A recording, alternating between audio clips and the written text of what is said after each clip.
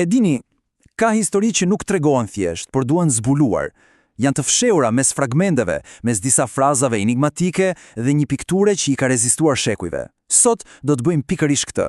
Do të ndërtojmë bashkë një rrethim, një udhëtim introspektiv të frymzuar nga burimet tona. Para nesh kemi pikturën Korsit të Peter Bruegel Plakut e vitit 1565. Në pamje të parë, duket thjesht një skenë paqe, pune dhe pushimi, apo ja? Por, ashtu si korrja vjen gjithmonë pas mbjelljes, çdo udhëtim i brendshëm nis me një farë. Dhe shumë shpesh, ajo farë është një ndjenjë as pak e lehtë. Pra, si mundet kjo pamje kaq e qetë të na tregojë diçka për një rrugtim të trazuar që nis me faj? Çdo rrugtim ka një piknisje. Por ky i yni, ky nuk nis në një fushë me diell si në pikturë. Jo, nis diku më thellë, më errët, pikërisht në territorin e fajt. Dhe ja ku e kemi, ndjenja e fajësisë dhe pendimit. Kjo është shtysa fillestare.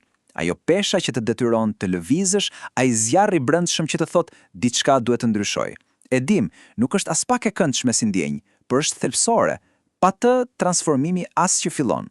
Dhe çfarë ndodh kur e ndjen këtë peshë, këtë nevojë për ndryshim? Po, nuk është se ke shumë zgjidhje.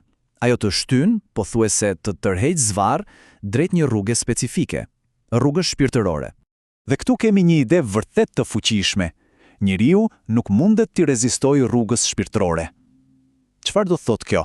Që në momentin që ky kërkim i brendshëm nis, nuk është më çështje zgjedhjeje, bëhet një thirrje e brendshme, një forcë që thjesht të merr me vete, sado e vështirë të jetë. Okej, rruga është e pashmangshme. Po si ecet në të pa humbur? Sigurisht që nuk mund të ecësh ku tureu. Të duhen mjete apo jo? Një lloj busulle dhe një hartë për botën tënde të brendshme. Dhe ja, cilat janë këto mjete. Së pari, introspeksioni. Do të thënë, guximi për të parë thellë brenda vetes. Së dyti, të flasësh emocionalisht, pra t'i japësh zë asaj që gjen aty brenda. Dhe së treti, një këndvështrim psikologjik, një lloj kornize që na ndihmon të kuptojmë gjithë atë që shohim dhe ndjejmë.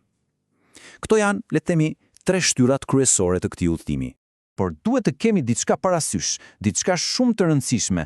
Ky nuk është një manual me një zgjidhje për të gjithë. Absolutisht jo. Në thelb është një reflektim personal.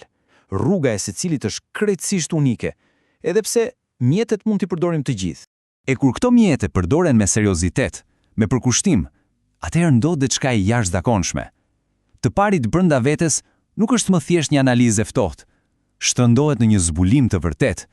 Një nga ato momentet eureka, që ndihet si një thirrje hyjnore. Dhe ky zbulim i madh përbëhet nga 2 gjëra. E para, ajo që quhet qasja hyjnore.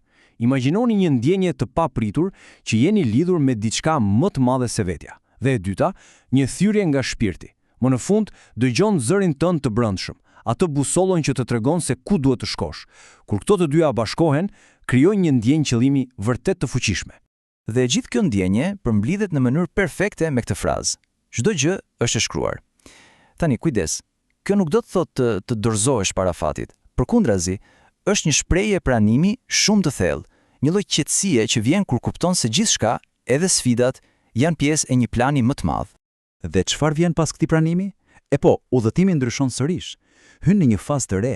Lufta e brendshme fillon e shuhet dhe kupton që qëllimi nuk ishte të bëje diçka, por të arrije një gjendje të caktuar, urtësinë e heshtjes. Ju kujtohet ai mjeti i parë të flasim emocionalisht? Nevoja për t'i nxjerrë të gjitha? Po, shikoni kontrastin tani. Në fund të rrugës, urtësia manifestohet krejt ndryshe. Lideri i vërtet mbetet i heshtur, mbase si ai korsisi aty te piktura, që thjesht rri në pemë, nuk flet, thjesht është. Kemi një kalim të qartë nga të folur jashtë tek të kuptuarit brenda. Dhe kjo vetëm sa e përforcon idenë, pjekuria e vërtet, urtësia e fundit nuk gjendet të fjalët për të heshtja. Udhëheqja e vërtet e vetes dhe të tjerëve nuk vjen nga deklarata me bujë, por nga qetësia e reflektimit.